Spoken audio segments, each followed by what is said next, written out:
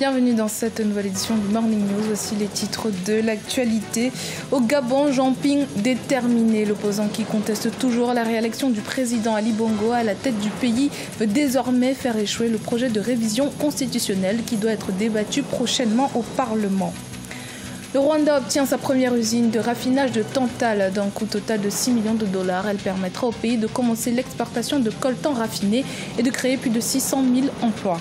Et puis mise en place au Burkina Faso d'un plan stratégique en vue d'améliorer la mobilisation des recettes fiscales. Ce projet de la Direction générale des impôts est en adéquation avec le plan national de développement économique et social. L'opposant gabonais Jean Ping s'engage à faire échouer le projet de révision constitutionnelle. C'est ce qu'il a déclaré ce samedi à Libreville devant ses militants. Ce projet adopté fin septembre en Conseil des ministres doit désormais être débattu au Parlement. Idelette Mirabel-Bisson. Au Gabon, l'opposant Jean Ping conteste toujours la réélection du président Ali Bongo à la tête du pays. Sa prochaine mission, faire échouer le projet de révision constitutionnelle qui est en cours.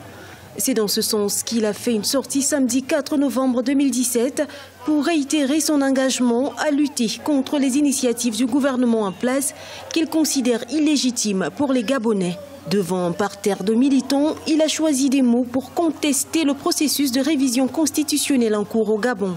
Nous devons faire échouer cette révision constitutionnelle. Nous devons la faire échouer parce qu'elle porte en elle les germes de la liquidation de la République et l'instauration d'un royaume au Gabon.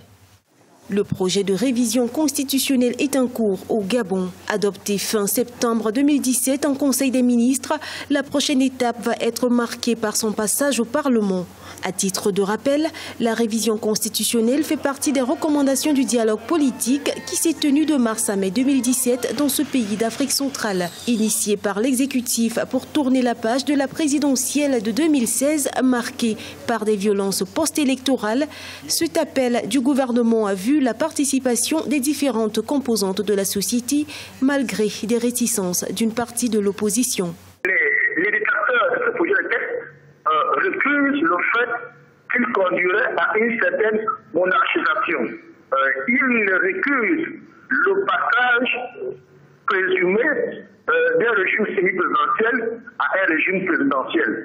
Nous pensons qu'un régime présidentiel n'est pas forcément la mauvaise chose, qu'il soit pour un pays comme le nôtre qui a bien le développement. La révision constitutionnelle au Gabon s'inscrit dans la perspective des prochaines élections législatives. Initialement prévu en décembre 2016, le scrutin a été reporté 2 fois. Avec l'aboutissement du projet de la nouvelle constitution, les autorités prévoient sa tenue autour d'avril 2018. La police judiciaire tchadienne a interpellé plusieurs cadres de l'État et des responsables des compagnies aériennes. Ils seraient impliqués dans le trafic présumé d'immatriculation d'avions qui circuleraient dans les zones prohibées, notamment en Syrie. Et ces accusations ont été rejetées par les défenses des compagnies aériennes qui plaident la libération de leurs clients. Reportage de notre correspondant Mahamat Ramadan, commenté par Idelette Mirabel-Bisson.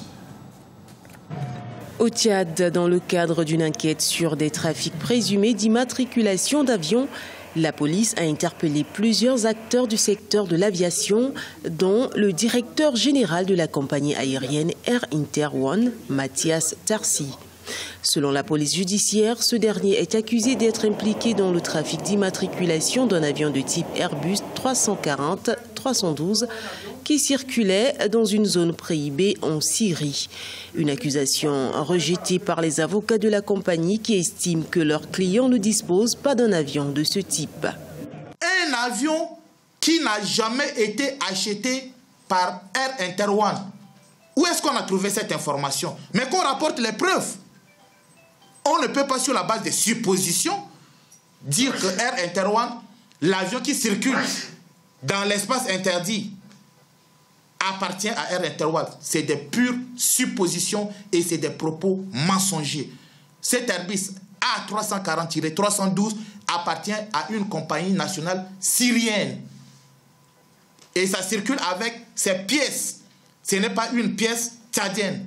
En septembre 2017, plusieurs cadres de l'État, dont la ministre de l'Aviation civile et de la météorologie, Awa Mahamat Assil, ont été limogés pour nécessité d'enquête judiciaire relative au trafic présumé d'immatriculation. Selon certains observateurs, cette affaire judiciaire risquerait de devenir une affaire politique. Relativement à l'affaire qui a défrayé la chronique depuis un certain temps et qui a même valu au Tchad d'être traité d'un État terroriste. Aujourd'hui, c'est une affaire politico-judiciaire, on peut le dire sans risque de se tromper, pour la simple raison que les faits techniquement ne sont pas avérés. Le Tchad étant un État souverain, les États-Unis, s'il est vrai que les États-Unis soient intervenus d'une quelconque façon, ne peuvent pas instruire les autorités tchadiennes pour mener de telle ou telle autre façon une enquête. Pour rappel, un avion immatriculé au Tchad s'est retrouvé au Kazakhstan, puis en Syrie, impliqué dans un trafic d'armes et de munitions. Une affaire que les autorités en charge de l'aviation et de la justice tchadienne cherchent d'autant plus à élucider que les conséquences sur le plan international sont importantes. En septembre 2017, un décret migratoire signé par le président Trump interdit aux citoyens tchadiens de se rendre sur le territoire des États-Unis. C'est une première sur le continent. Le Rwanda va ouvrir une usine de raffinage de Tantale avec seulement 30% du coltan exploité en raison de la mauvaise technologie. Le pays compte ainsi atteindre les 100% de son exploitation. Objectif, mobiliser 500 millions de dollars d'exportation de minéraux en 2018 contre 203,2 millions de dollars en 2014. Reportage de notre correspondant Fratenda Kiaisenga. Le Rwanda va désormais commencer à exporter les produits en coltan raffinés depuis novembre 2018. En effet, le pays des 1000 collines vient de conclure un accord avec une société basée en Europe pour la construction de la première usine de raffinerie en Afrique pour un coût de 16 millions de dollars américains. Nous sommes très contents pour cet accord car bien que le Rwanda ait été le premier exportateur de coltan depuis longtemps, nous avons toujours exploité seulement 30% du Tantale pendant l'exploitation en raison de la mauvaise technologie. Les 70% restants sont gaspillés à travers le processus. Avec cette nouvelle usine, nous allons pouvoir exploiter 100% de notre production. Au départ, l'usine aura une capacité de production de 10 tonnes par mois qui passera à 60 tonnes par mois au fur et à mesure que l'usine s'agrandira. Il utilisera également une nouvelle technologie de traitement de minerais jugée respectueuse de l'environnement avec une faible consommation en énergie pour produire la poudre de Tantale de qualité métallurgique et de l'oxyde de niobium, les deux composantes du coltan. Nous avons passé 2 ans à étudier le Rwanda et ses minerais et nous avons découvert un pays qui garantit les normes les plus élevées de traçabilité dans une zone sans conflit. C'est très important pour notre société et c'est pour ça que nous avons choisi le Rwanda. En 2015, le Rwanda était le deuxième plus gros producteur de Tantale après le Brésil, atteignant 37% des approvisionnements mondiaux. Le pays vise à doubler les recettes minérales de 200 à 400 millions de dollars d'ici 2018 et de 600 millions de dollars au cours des 5 prochaines années. C'est une initiative qui vise à soutenir le plan de développement économique et social du Burkina Faso, l'élaboration d'un nouveau plan stratégique de la Direction générale des impôts. Objectif affiché, faire de la DGI une administration résolument moderne, performante et tournée vers la satisfaction du contribuable. Jean-Paul Ouedraogo. Au Burkina Faso, la Direction générale des impôts est sollicitée pour le financement du Plan national de développement économique et social, PN2S. La régie du ministère de l'économie a suscité une telle attente dans l'accompagnement du dit référentiel. Le département, depuis un certain temps, s'organise. À en croire son premier responsable, tout est fait pour être à la hauteur des ambitions du PN2S.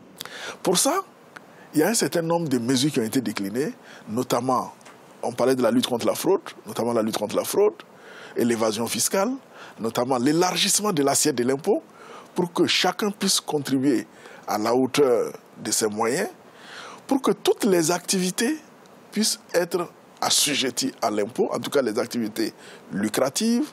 Pour un budget global de 12 000 milliards de francs CFA, il est attendu de la Direction générale des impôts 1092 milliards, soit 63,8% des ressources internes. Les 40% restants du budget seront acquis auprès des partenaires techniques et financiers. Malgré le contexte de fraude fiscale matérialisée à tous les niveaux d'activité, La direction, dans une vision nouvelle, travaille à l'accroissement substantiel du niveau de collecte de ses ressources propres à l'horizon de son plan stratégique 2017-2021, d'où l'axe du renforcement des capacités institutionnelles, organisationnelles et managériales de la Direction générale des impôts. Les questions de l'informatique, les infrastructures informatiques doivent être les meilleures pour que véritablement on ne dise pas qu'il y a un problème de réseau ici, etc., etc.